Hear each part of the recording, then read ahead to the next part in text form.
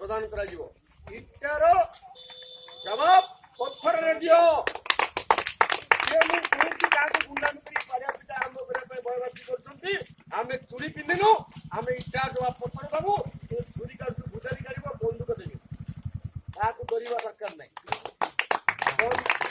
ଆମର ସେଇଠି ଏଠି ଯଦି ବିଜେଡି ବାଲା କେହି ଭାବୁଛନ୍ତି ତାଙ୍କର ରାଜ ଚାଲିଛି, ଭୁଲ କଥା। ଆମର ଏଠି ମଧ୍ୟ ସଂଖ୍ୟା ଅଛି। ଆମେ ବି ଗଲା ନିର୍ବାଚନରେ 1200 ଭୋଟ ପାଇଥିଲୁ। ତାଙ୍କୁ ଏକଜୁଟ କର ଏବଂ ଯୋଉ ବିଜେପିର ଲୋକମାନେ ଗଲାଥର ପ୍ରତିଷ୍ଠିତ ହେଇଛନ୍ତି ତାଙ୍କୁ ସମ୍ମାନ ସହକାରେ ଡାକି ଯାଅ। ଦରକାର ପଡ଼ିଲେ ଠେଙ୍ଗା ଉଠିବ, ଦରକାର ପଡ଼ିଲେ ବୋଜାଲି ଉଠିବ, ଦରକାର ପଡ଼ିଲେ ଯାହା ହବା କଥା ହବ। ବିଜେପିର ଧ୍ୱଜା ତା ପଦାରେ ଉଡ଼ିବ। ଏହା ହିଁ ମୁଁ କହୁଛି। ଏବଂ ଆମର ଯୋଉ ଅବସ୍ଥା ଆମ ପାର୍ଟି ଅଛି, ଆମ ପଞ୍ଚାୟତରେ ଯେମିତି ଆମର ପଦ୍ମ ଫୁଲ ଫୁଟିବ ଏବଂ ଆଗାମୀ ବାଇ ଇଲେକ୍ସନ ଏଠି ସମିତି ସଭ୍ୟ ଜିତିବ। 19 ମସିହାରେ ଗୋବିନ୍ଦ ଦାସ ପୁଣି MLA ଜିତିବ, ପ୍ରତାପ ଷଡ଼ଙ୍ଗୀ MP ଜିତିବେ। ସେଇ ବ୍ୟବସ୍ଥା ଆମେ କରିବା।